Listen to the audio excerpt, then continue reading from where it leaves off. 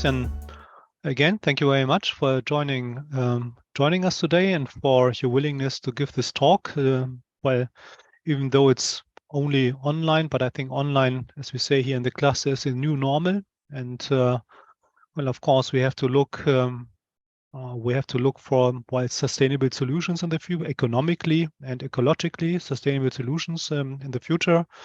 And I think while this kind of, normally we've tried to offer hybrid versions, but in this case, it's in 100% online talk presentation. And well, again, thank you very much for coming virtually today. A very short introduction from my side. Christian Langer is a postdoctoral fellow at Peking University and there at the School of Arts under the 2020 International Postdoctoral Exchange Fellowship Program. He currently investigates the adoption of obelisks in modern Chinese memorial culture. Christian holds a doctorate in Egyptology from the FU Berlin, and he is the 2017 award recipient of the Foundation for Postgraduates in Egyptology and 2022 Outstanding Postdoctoral Fellow of Peking University. In 2016-17, he was a visiting research student at the UCL Institute of Archaeology, and his research interests revolve around the political economy of pharaonic Egypt, as well as the colonial heritage of Egyptology and the modern reception of ancient Egypt. His publications include his book, Egyptian Deportations of the Late Bronze Age, a study in political economy. The book has been published in 2021 with De Gruyter, and well, he is a co-author or co-editor of the volume of collective articles on global Egyptology, negotiations and the production of knowledges on ancient Egypt in global context. This book has been published 6 years ago with Golden House Publications. So Christian, thank you again for joining us, and the floor now is yours. Thank you very much for the kind introduction and for the invitation to deliver this Joseph C. Miller Memorial Lecture on Egypt's rise as a great power, slavery, forced migration, and accumulation of wealth by dispossession. I'm going to share my screen now.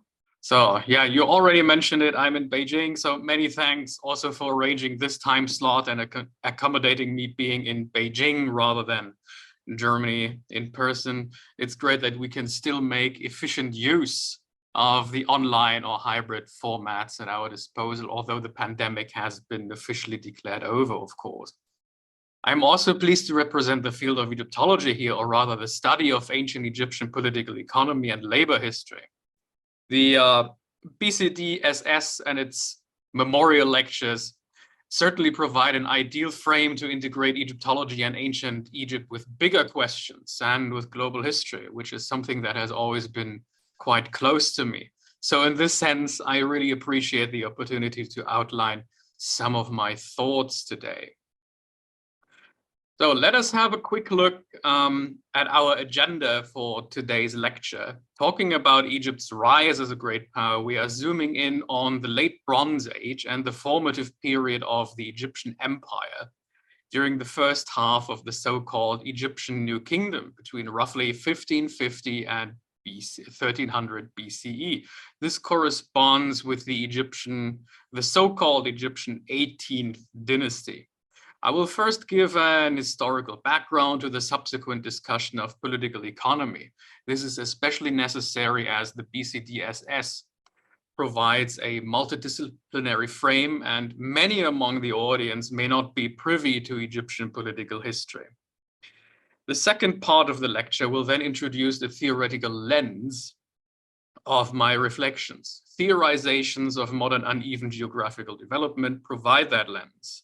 And I will also explain why I deem those relevant to the study of ancient Egypt. The third part is then a synthesis of the historical background and the theory. One may argue that I should explain the theory first, but I have chosen to do it the other way around, to underline that the historical data set rather drives the argument than a theory that is then imposed over the historical record. This may also serve to clarify that this is work in progress, an invitation for debate and scrutiny, rather than something I have set in stone already. Lectures such as this are always a venue for experimentation, and I intend to make full use of this possibility.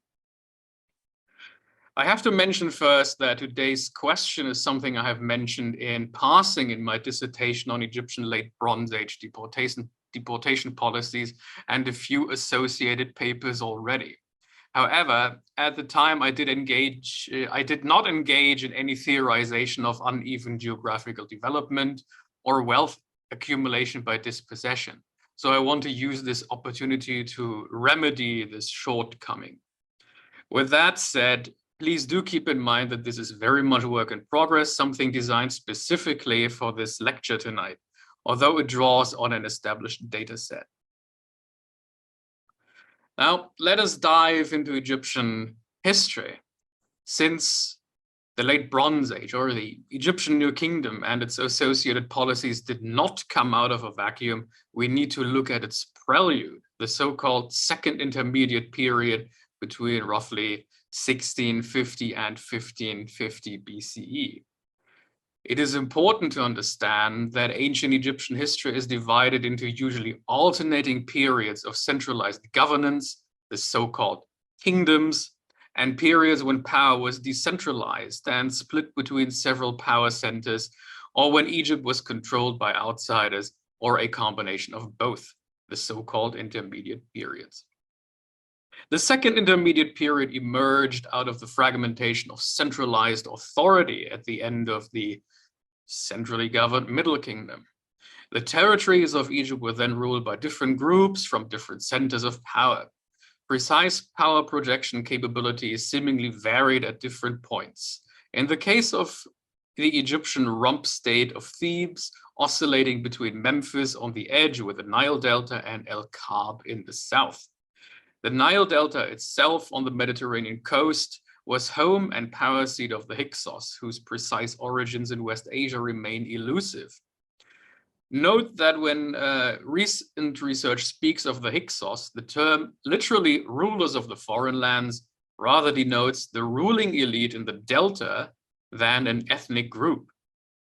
This group divided the Egyptian territory among several vassals, the most noteworthy of which was in Upper Egypt, concentrating around the former Egyptian capital of Thebes and around modern-day Luxor. Around 1560 BC, the Egyptian rump state and Hyksos a vassal of Thebes, started a war to reclaim the entirety of Egypt for itself.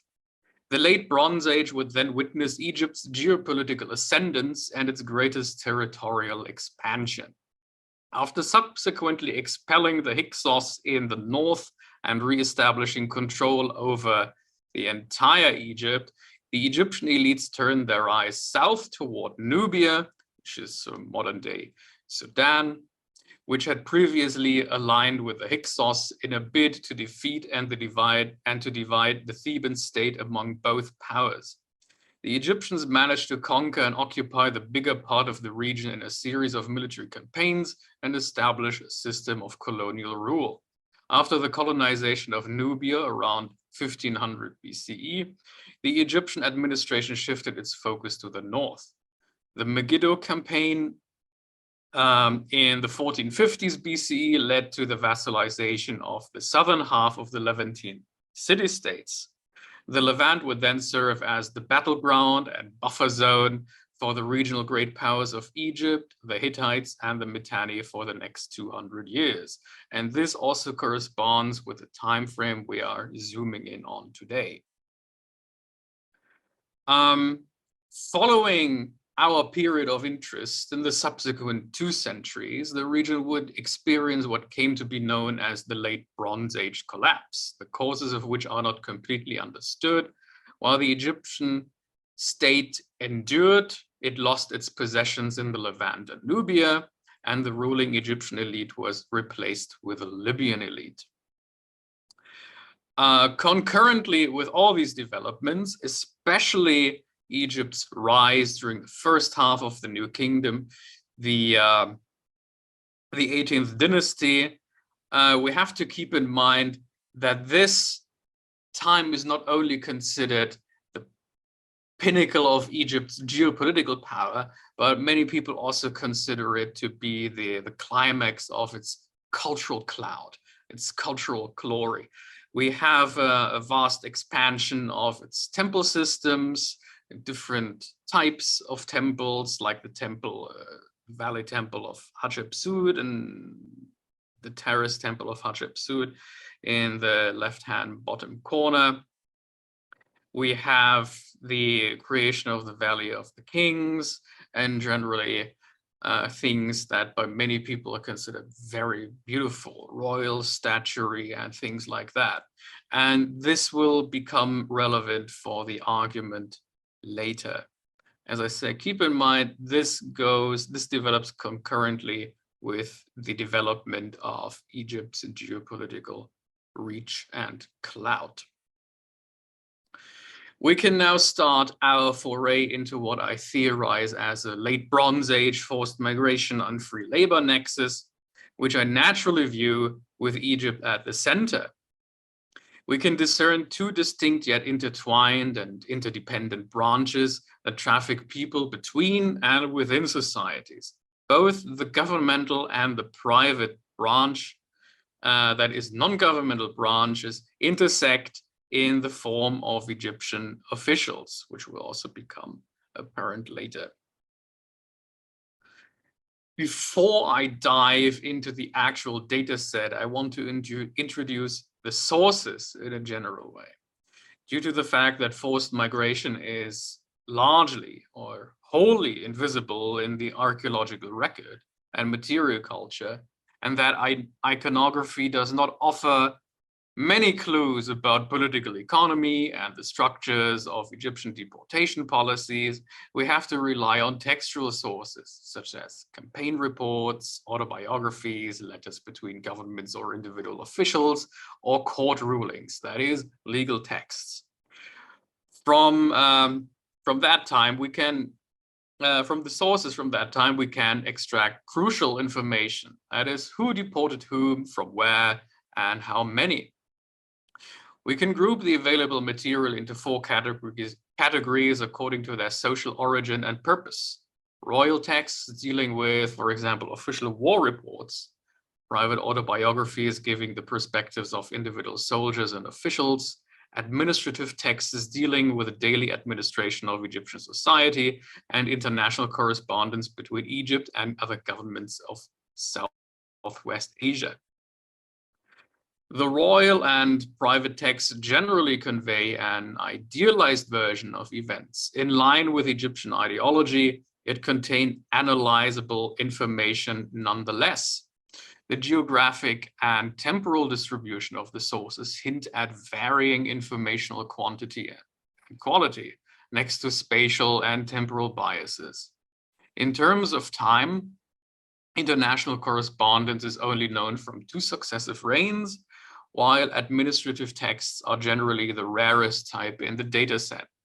Private texts are largely absent after the reign of Thutmose III, that is the middle of the 18th dynasty, while royal sources come to dominate the dataset. The geographic distribution shows the dominance of the administrative and ideological center of Thebes around modern-day Luxor, and most information thus pertains to that city and its environment. International correspondence, in turn, has been mostly uncovered in Amarna in Middle Egypt.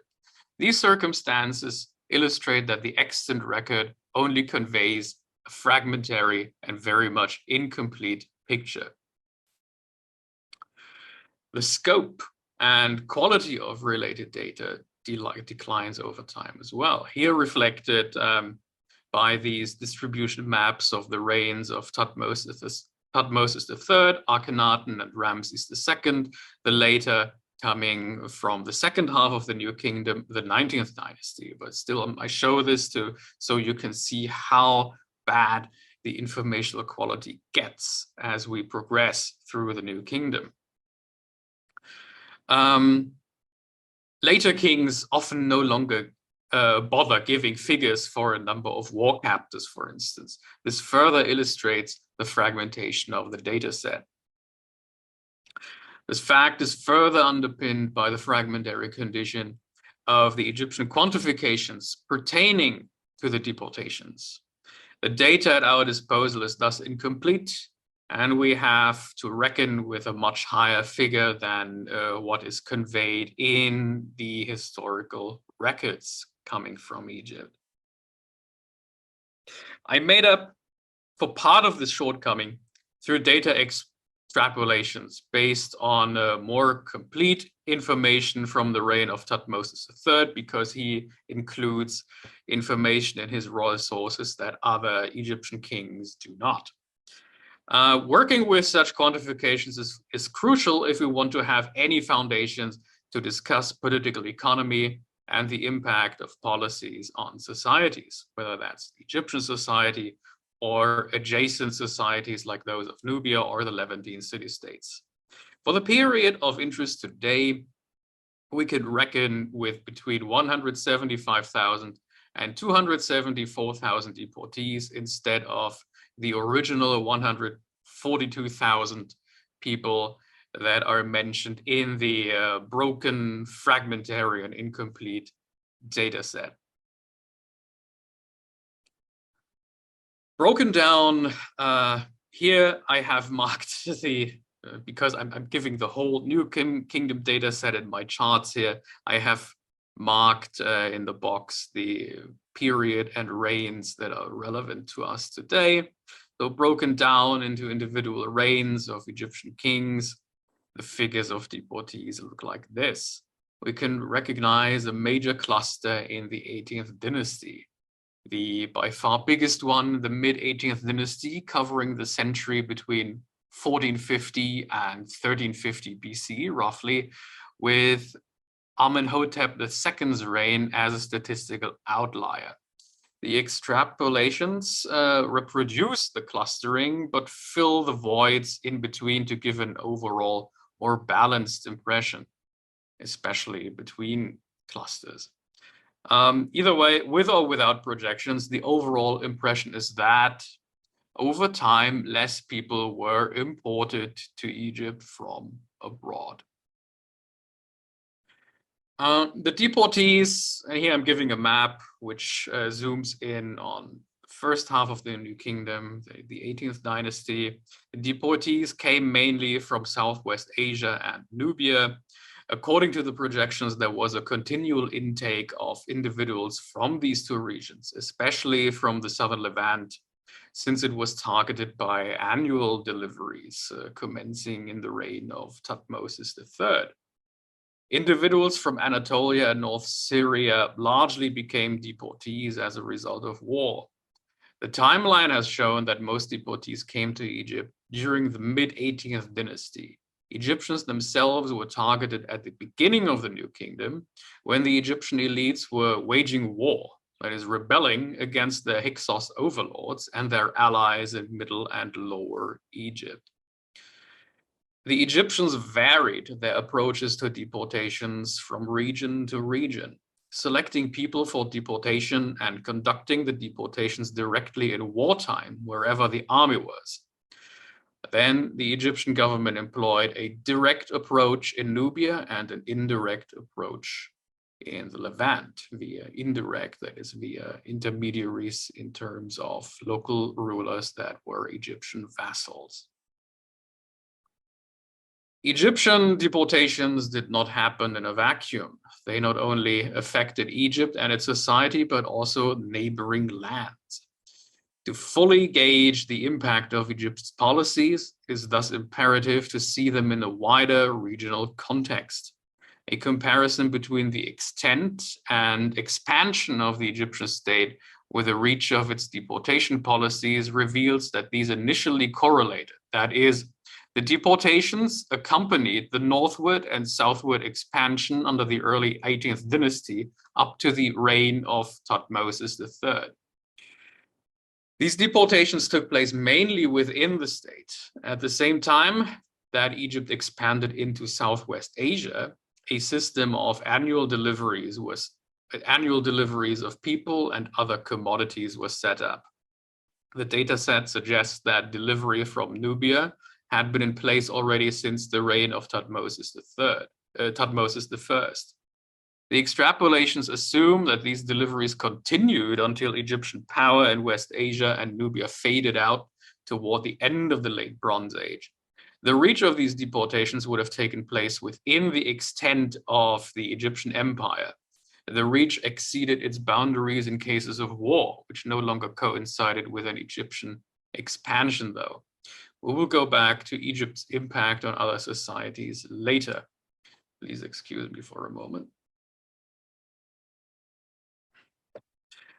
The southern Levant is noteworthy, as here there may have been different approaches tailored to regional conditions in parallel.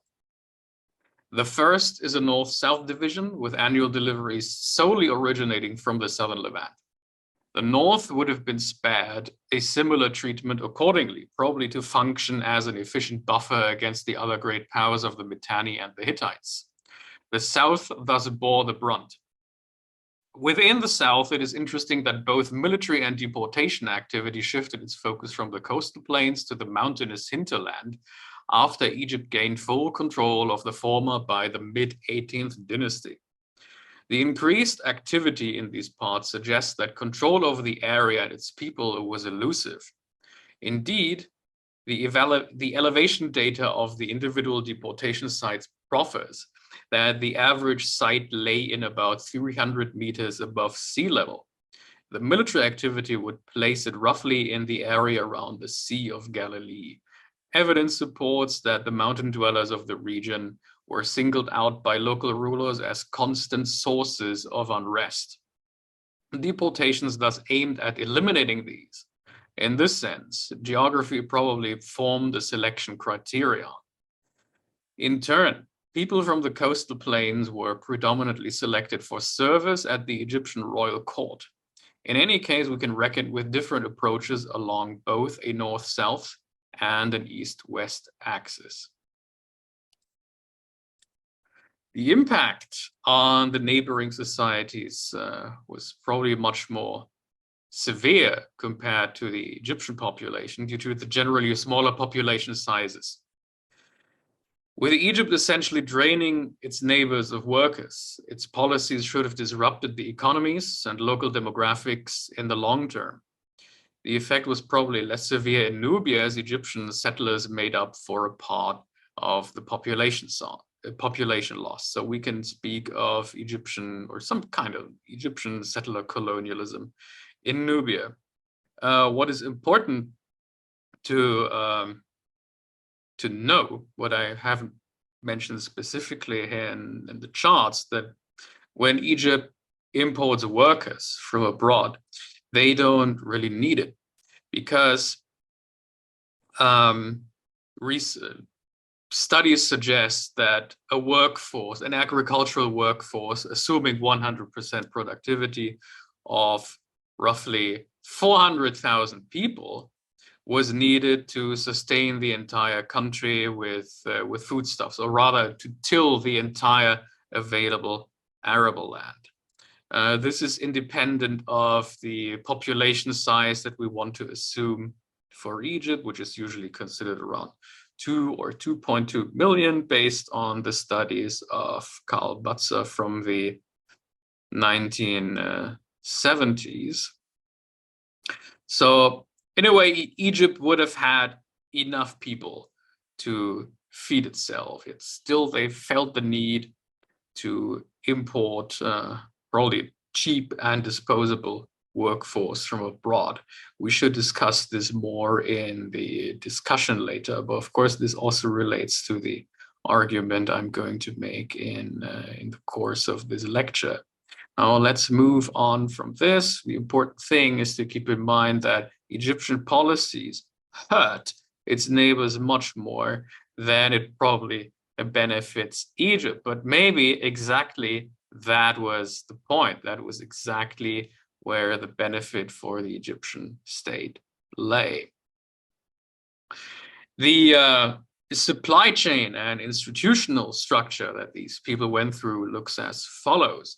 We have the Egyptian military, Egypt's administration in occupied Nubia, and sovereign, foreign, and vassal governments as suppliers of deportees. They nominally delivered them to the Egyptian government embodied by the king, who then decided how and where to distribute the deportees among institutions across Egypt. The prominent receiving institutions were the Egyptian military, the Egyptian royal court, private estates of high-ranking officials, sometimes not so high-ranking though, and Egyptian temples. The temples apparently partly supplied themselves with deportees directly and were an exception to the rule that all deportees were distributed by the king. Although it is not possible to ascertain which institutions received how many deportees, the temples were the main beneficiaries.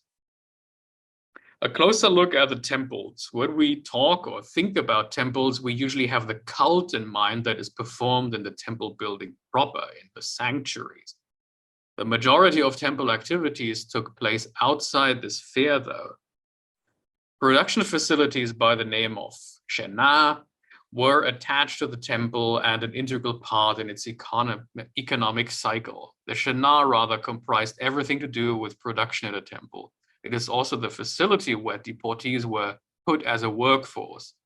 Thus, they were tasked with the production of staple foods, fabrics, animal husbandry, agriculture, and the production of building materials, thus feeding into the daily cults performed in the temple sanctuaries. We should rather expect unskilled than skilled labor here. The sources imply that the permanent workforce of Shena was all foreign, probably for life, as their legal status of hem, usually translated as servant, implies, according to which they were bound to the deity owning the temple. That means that they ultimately became property of the temple. Few sources attest settlements established to house such foreign workers, yet we can assume that such cases were more widespread. Shena were attached to temples and civic administrations. The former had attested settlements of foreign laborers. These institutions not only existed in Egypt, but also in Nubia, and we may have to reckon with a much larger number of these facilities, since only a select few are mentioned in the sources. It is likely that the legal status and tasks of deportees assigned to private estates were similar, albeit smaller in scope. As rewards, deportees represented an incentive for soldiers to risk their lives in battle. Deportees that often came with land grants not only provided their master with an agricultural income and leisure, but were also a source of revenue if sold on and enabled the transition from a military to a civilian career. Wealth generated this way could be handed down for generations, and thus deportations and deportees contribute to the generation of old money. In the case of one private estate, that of Ahmose, son of Ibana of the early 18th dynasty, who served under the reigns of several Egyptian kings, we have a list of foreign captives that were given to him as a reward by several kings. The list even includes their names, which is a rare occurrence in Egyptian source material. We will revisit this later, or rather talk about a few select individuals. Beyond that, knowledge of private estates with deportees is highly limited, but instructive nonetheless. Most information stems from the early and mid-18th dynasty, and we can see that estates comprised deportee workforces ranging from a few or even a single individual to as many as 150. In theory, especially if we have information over the size of the land holdings of a private estate, we could infer how many people were needed to take care of any agricultural land, and then also infer whether the foreign workforce was sufficient to till that. And in the case of Ahmose, son of Ibana, they would have very much sufficed. So that indicates that These private estates could be run solely on foreign labor power. But of course, there's no way to ultimately ascertain that, or ultimately ascertain any share of local Egyptian workers. The general conditions the deportees had to face were mostly land-based transport after their selection, either by Egypt or other governments. The transport involved their incapacitation with ropes or manacles. The transport from abroad to and within Egypt probably involved multiple registration processes at different stages of the voyage. Their mode of dwelling depended on where they were assigned. These could be segregated settlements attached to temples, domestic dwelling, or military dwellings. A part of them may have been incapacitated and under surveillance off duty. Their labor tasks also depended on their assigned institution, which may have also affected their food situation, which is generally unclear though. The deportees were mostly members of the lowest Egyptian strata with a high degree of dependency. The conditions would ultimately depend on how a given deportee came to Egypt. For some, a premature death due to poor labor conditions was a possibility. Deportation, though, is but the most visible form of forced migration in the Egyptian sources. Generally, we have to reckon with other forms, like private slave trade through non-state actors, which only becomes visible in Egyptian sources in case of legal irregularities. To fill the macro data set with some flesh, I will show you a few individual cases with some added background information. While this is partly fictitious, I want to make the case that we can infer the history or individual biographies and fates of a few affected individuals after all, if we so choose.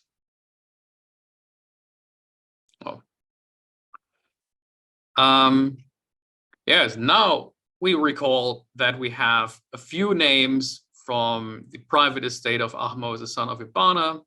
We know a few of them by names, and in my dissertation, I try to assign these people to specific origins and specific campaigns. And we're going to look at a couple of them now, but also people from other deportation cases or forced migration cases, as we will see. We will start with the individuals Harai and Istarayumi, a brief portrait of Harai. He was part, and in my reconstruction, he was part of the Hyksos military. He defended Avaris, that is the Hyksos capital in the Nile Delta. He defended the Hyksos capital against the Theban onslaught. He was eventually captured by a squad commanded by Ahmose, son of Ibana, then registered, incapacitated, and transported on the Nile to Thebes to be paraded in front of the king.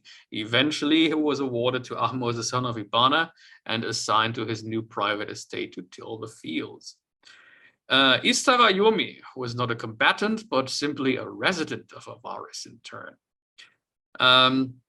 That individual witnesses the Theban attack on the capital, was captured by marauding Egyptian troops led by Ahmose, son of Ibana, following the takeover of the capital, then taken as plunder, registered, and shipped to Thebes, and eventually, like Harai, awarded to Ahmose and assigned to his new and growing private estate as a domestic servant or to work in agricultural production.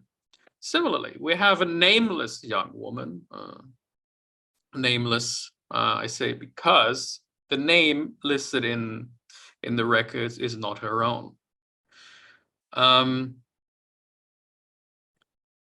The men in her village in Nubia, as I would argue, were probably out to fend off an Egyptian invasion from the north that came in by rivers along the Nile. The Egyptian army eventually occupies her village and takes hold of her relatives and combatants and other residents. The young woman is selected for deportation to the Egyptian heartland, registered, tied, and shipped to Thebes. She too will get paraded in front of the Egyptian king together with hundreds of other spoils of war, and is then handed to Ahmose, son of Ibana, as a reward. She is then renamed to Hedet Kush, which means she who beats Kush. We can infer an Egyptian practice to rename prisoners of war or other people coming from abroad, and perhaps also a tendency to humiliate them, because Kush is the Egyptian name for the Nubian lands. Ahmose then uses her on his private estate for household and agricultural purposes, where she probably meets Sarai and Istarayumi, because they are pretty much contemporaries, only separated by a couple of years at most. Another individual from the list, Pai Abju, as his name implies, Pai Abju, the person from Abju, which is Abydos in Middle Egypt. Hence, I infer that this person was from Abydos in Middle Egypt. Pai Abju witnesses the breakdown of political order in Egypt due to an insurgency led by Thebes directed against the Pax Exotica. Egypt is then conquered by Thebes. They persecute forces loyal to the Hyksos, which includes Abydos.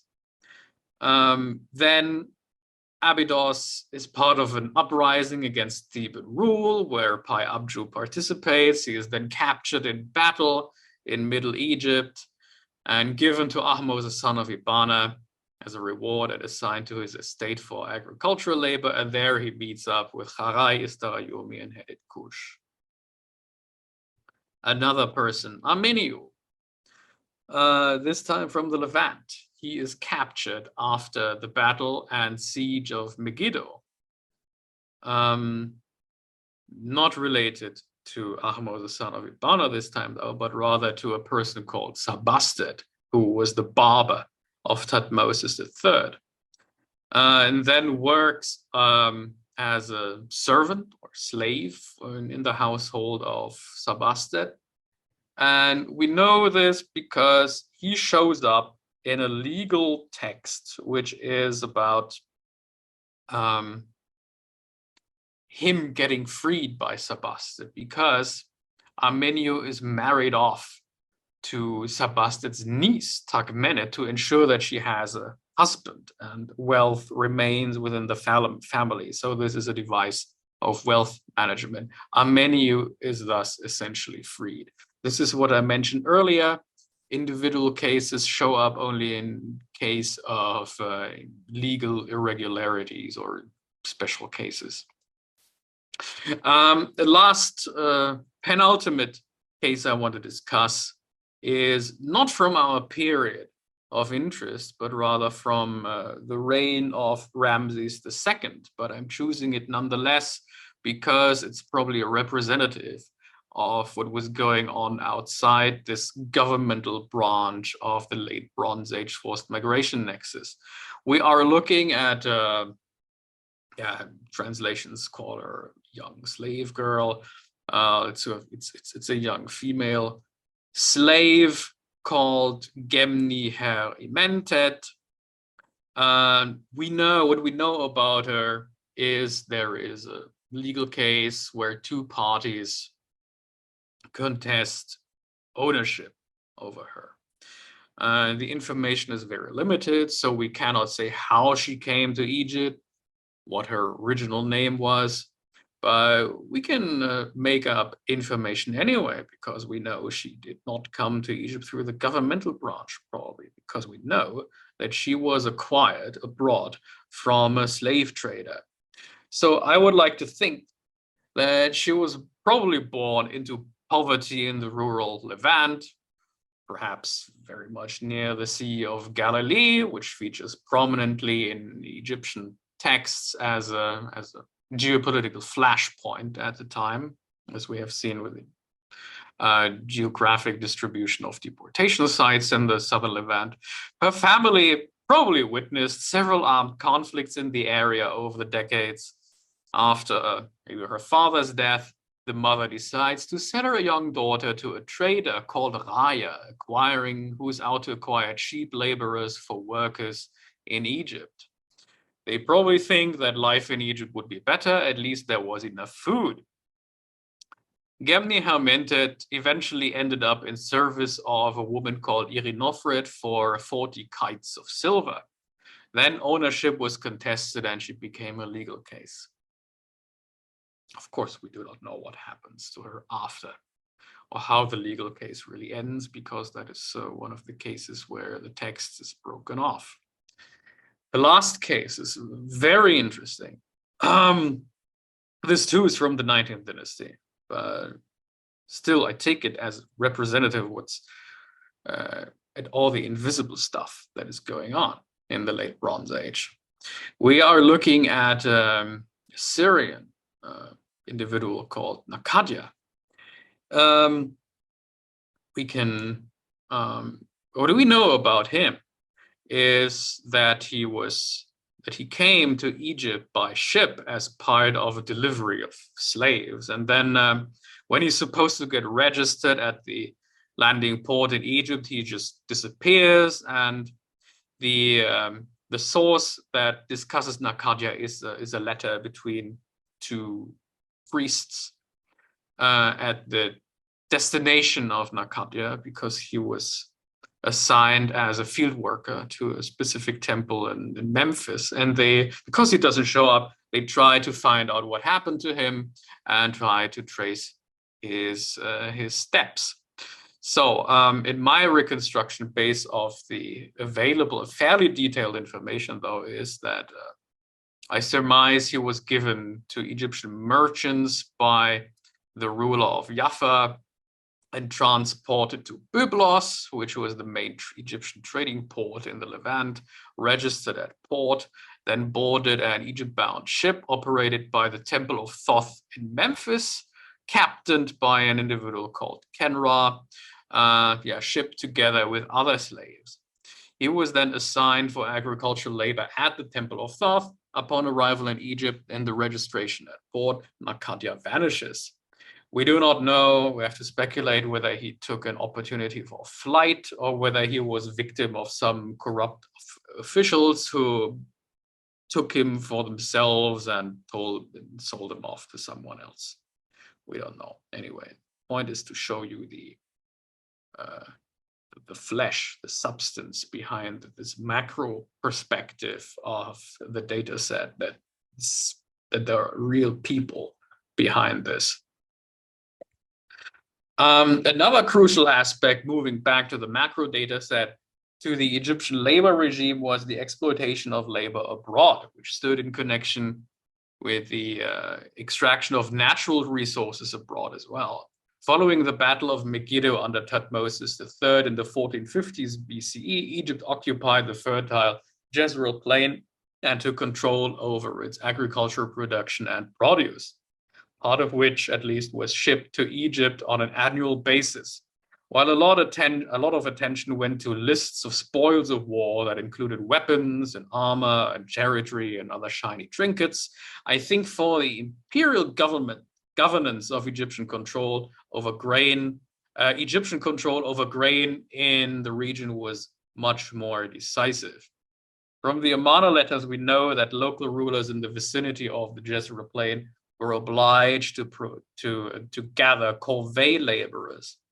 It is fair to assume that these corvée laborers were gathered to work the fields of the Jezreel Plain. The produce would be at the disposal of the Egyptians. Workers were drafted from Jaffa, about 70 kilometers away as the crow flies from their destination in the Jezreel Plain.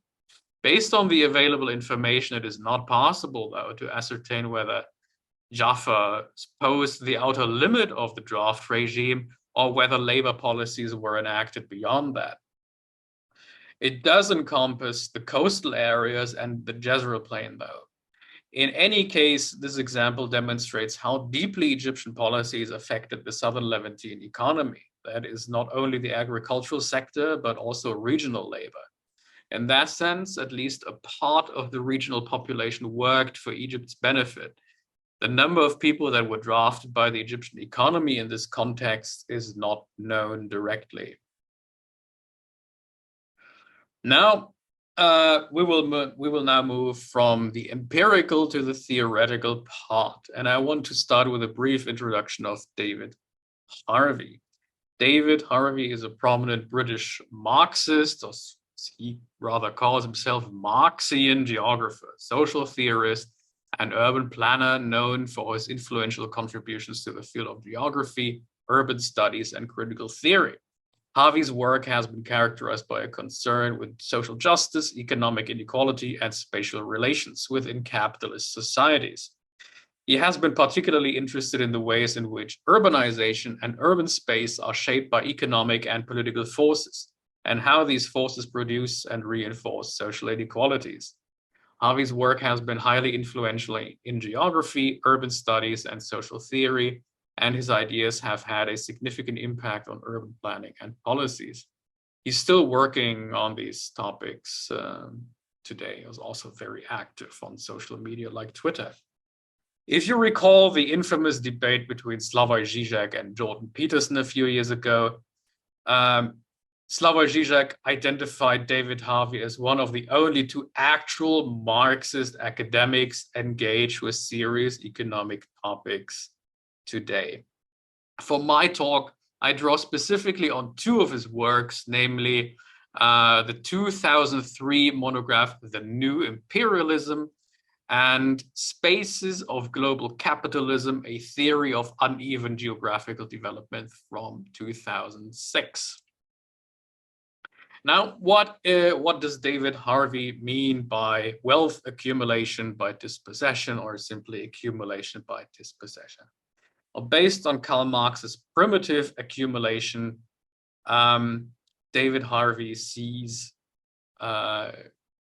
accumulation by dispossession as a wide range of processes. For instance, we have the commodification and privatization of land, the forceful expulsion of peasant populations, the conversion of various forms of property rights into exclusive private property rights, the suppression of rights to the commons, commodification of labor power, and the suppression of indigenous forms of production and consumption, colonial or neo-colonial and imperial processes of appropriation of assets, including natural resources, the monetization of exchange and taxation, particularly of land, the slave trade and usury, the national debt, and ultimately the credit system as radical means of primitive accumulation.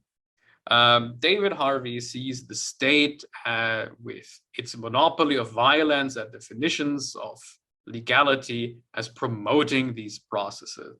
According to Harvey, the most prominent development of accumulation by dispossession today are especially neoliberal policies that have resulted in capitalist development with a strong backing of state powers, which itself is a result of internal and or external motivations. The key in this accumulation is privatization. He also argues that imperialism was central to accumulation by dispossession, through a spectrum ranging from military interventions and enforced free trade. It was about a transfer and redistribution of wealth and income from the masses to the upper class and from vulnerable to rich countries. Ultimately, accumulation by dispossession describes processes to redistribute wealth from below to the top. This goes for both relationships between societies and within societies. Dispossession occurs in a variety of ways. External coercion by some superior power, for instance, merchants, states, colonial powers, or multinational corporations, etc.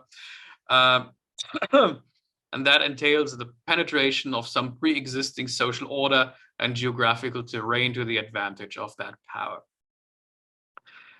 We also have the cannibalization of assets that goes on within the capitalist system itself, as factions seize opportunities to appropriate assets of others, or as territories or regional configurations of capital seek to acquire or destroy the assets of rivals through commercial competition and or geopolitical maneuvers, like military interventions and disruptions. Acquisition through mergers and asset stripping are likewise common enough capitalist practices. Crises spark intense geopolitical rivalries and power struggles between factions and territories as to who is going to bear the brunt of devaluation and where. Harvey argues that accumulation by dispossession is a defining feature of contemporary capitalism and that it perpetuates social and economic inequalities by transferring wealth and resources from the many to the few. He suggests that resistance to accumulation by dispossession can take the form of social movements and political struggles for the common good and democratic control over resources. As you have noticed, a lot of this will not be relevant to the ancient Egyptian case, but it's good to have this introduction anyway, and we can isolate the relevant bits later.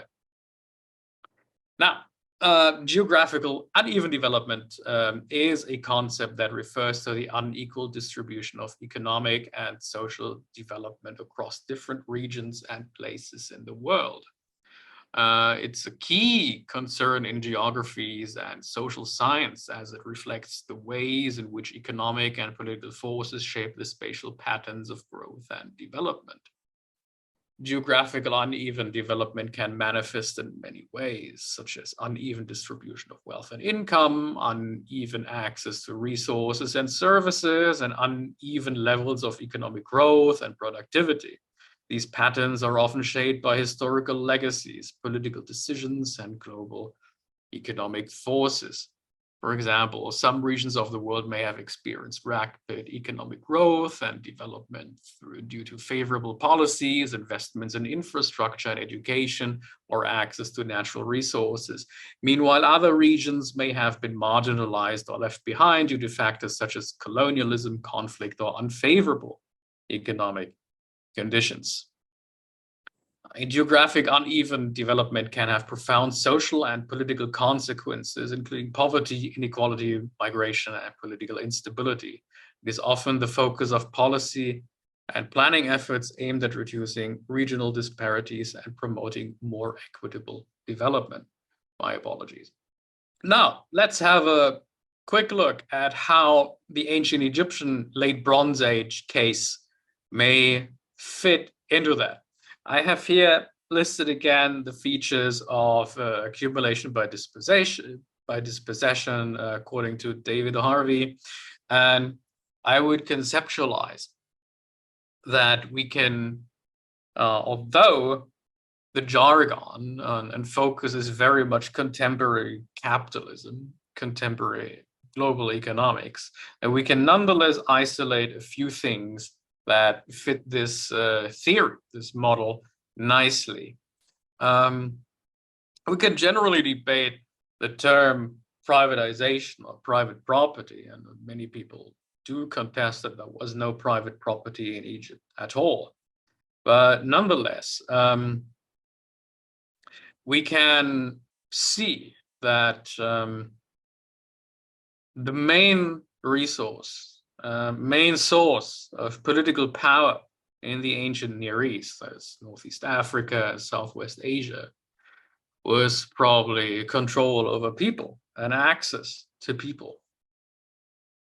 And in fact, I make that argument in my dissertation based on earlier arguments, decades-old arguments from Assyriologists about great power competition over the southern Levant at that time.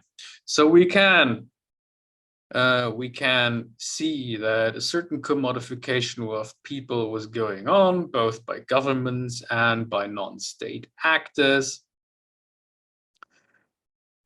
These people were obviously forcefully expelled. We have seen that with the Egyptian deportation policies. The Egyptians were not the only ones to do that. The Hittites were also at it, the Mitanni as well, although research on those is even more scant than on Egyptian policies.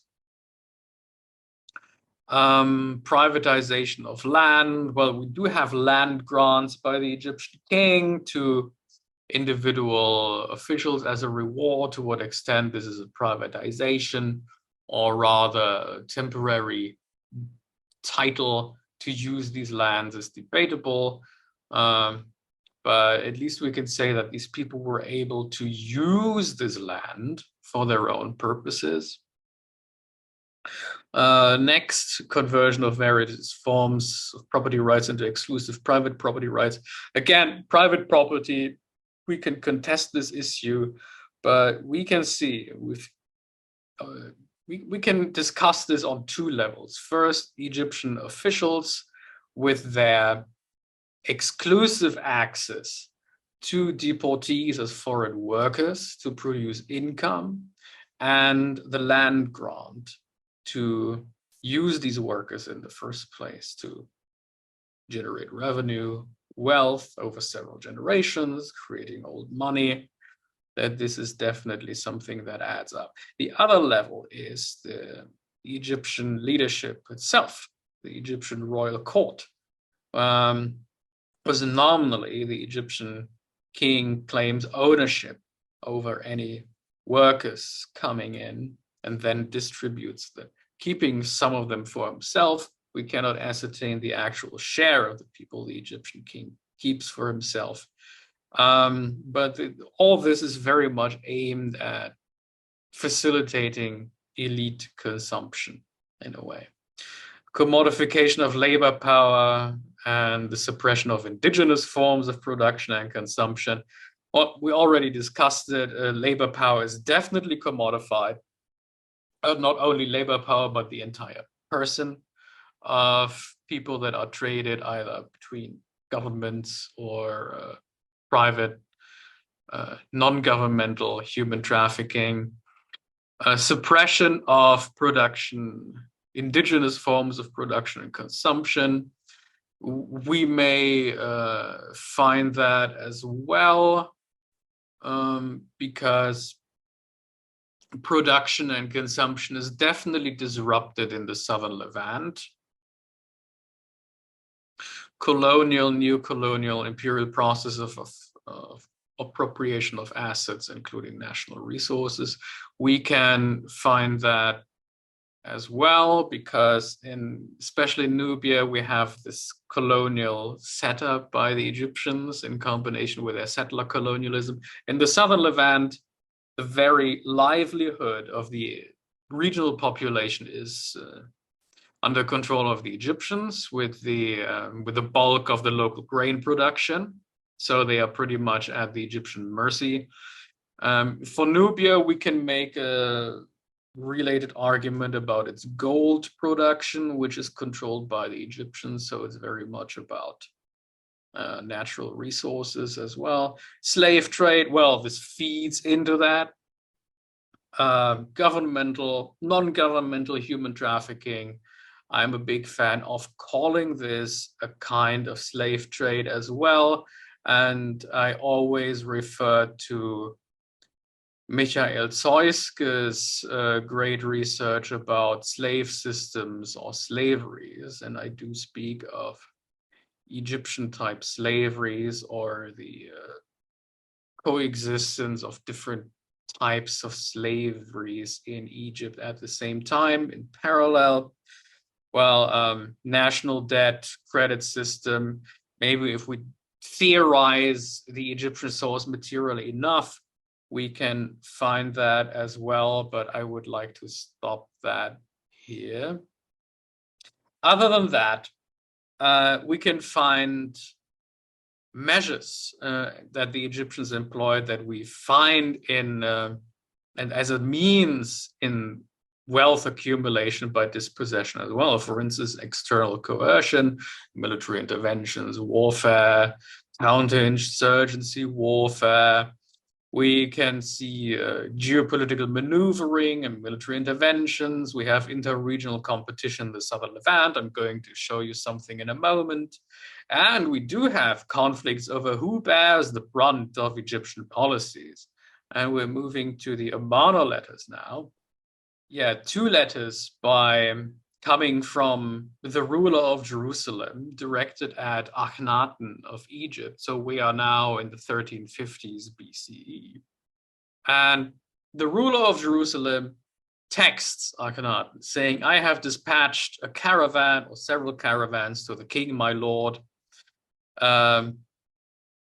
X number of prisoners and 5,000 of shekels of silver and 8 caravaneers of the king. They were taken in the open territory of the city of Ayalon. May the king be apprised. I am unable to send the caravan to the king, my lord, for your information. The next letter, he reports that Adaya, that's the Egyptian liaison at his court in Jerusalem, came to me.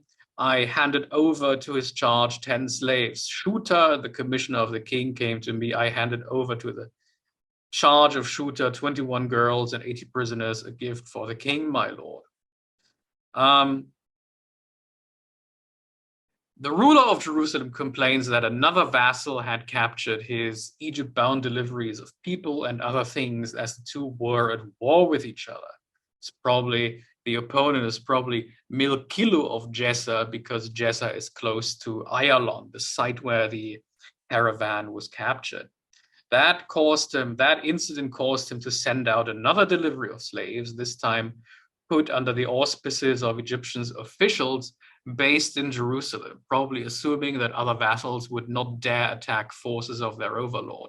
This indicates that the Egyptian policies destabilized the regional political makeup and enticed local elites to compare with each other over resources, and thus negotiate who has to bear the brunt of Egyptian policies and who gets out of this rather unscathed.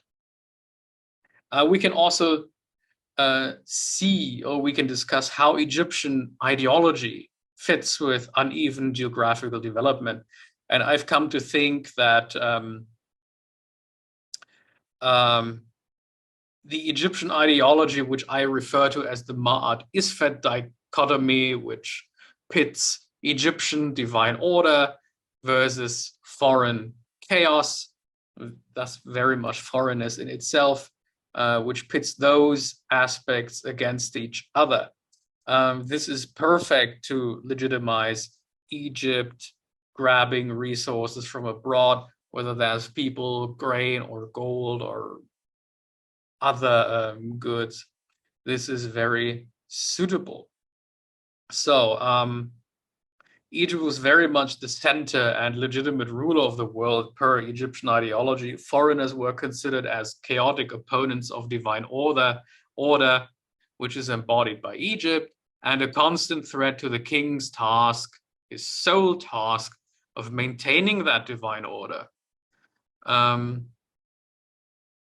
The chaotic marker was probably enhanced in case a foreigner was actually involved in acts of violence against the Egyptian state.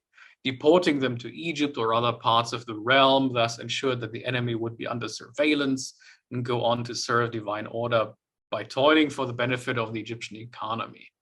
In case a foreigner was assigned and bound to the property of a temple and its production facilities, they would be under direct control of a given deity, most prominently Amun of Karnak in Thebes, modern-day Luxor, and work for that deity's benefit, directly working to maintain divine order.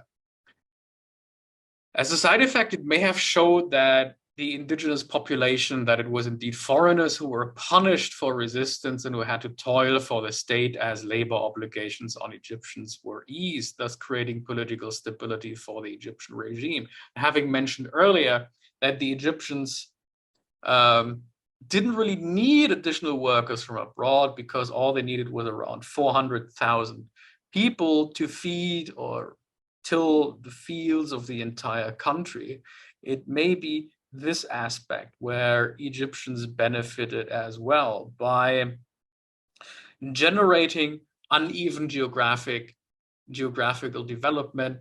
They showed that Egypt was indeed supreme, and this in turn reinforced the effect of Egyptian ideology, showing that Egypt was indeed the boss, thus strengthening, of course, the reality or the power hold of the Egyptian nobility.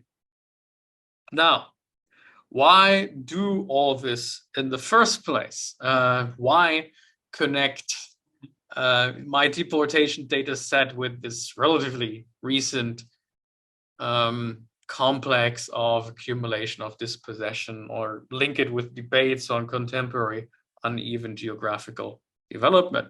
I think initiatives like the BCDSS provide a suitable environment for the enhanced integration of ancient Egypt in global history here, especially in relation to labor and migration history, and thus help normalize ancient Egypt. One can make the point that the normalization of ancient Egypt is an emerging theme, perhaps an expression of a desire of younger generations of Egyptologists to make Egyptology more relevant and have it contribute to contemporary issues, but also much bigger global and civilizational questions. An example of this may be Karakuni's recent work, The Good Kings, Absolute Power in Ancient Egypt and the Modern World, which critiques the apparent and schizophrenic admiration for an authoritarian patriarchal monarchy, which, if it were a contemporary polity, would be called out as such by Western audiences. This book was published by National Geographic or Disney and connects with primarily United States politics in the age of Donald Trump. As such, it mainly seeks to resonate with US American readers and the popular book market. Nonetheless, Karakuni's book is a step in the right direction and exemplifies a growing and ever more apparent trend. The book challenges a certain portrayal of ancient Egypt that can be summarized under the rubric of eternal Egypt, or rather the myth of eternal Egypt, which presupposes that Egypt over a period of 3,000 years was a paternalistic, conservative, paralyzed, that is lost in history, never changed, and was always the same, and something where we can project our hopes and dreams in times of crises and political uncertainties. Now, this may link with research on the nature of Egyptian imperialism. By now, we can say that the existence of an Egyptian imperialism is no longer really put into doubt as such, although comprehensive theorizations in the English languages are still missing. What is rather put into doubt is whether there was an Egyptian empire at all. I am just mentioning this here. Naturally, any answer to that depends on how one defines an empire. I'm not going to add to that, as the existence of an empire, in my opinion, is largely irrelevant to the existence and effects of Egyptian migration and labor policies, as well as resource extraction. Since you have listened to my talk, you probably heard between the lines that I presuppose the existence of an Egyptian empire. Well, of course, that's debatable. I think generally it's important to devise alternative histories of ancient Egyptian political economy to bring ancient Egypt into the historical mainstream. This also has wider implications for how ancient Egypt is portrayed in communications intended for wider audiences, for instance, for example, in museums, pop culture, or pop science. Chose the terms public archaeology and public history here.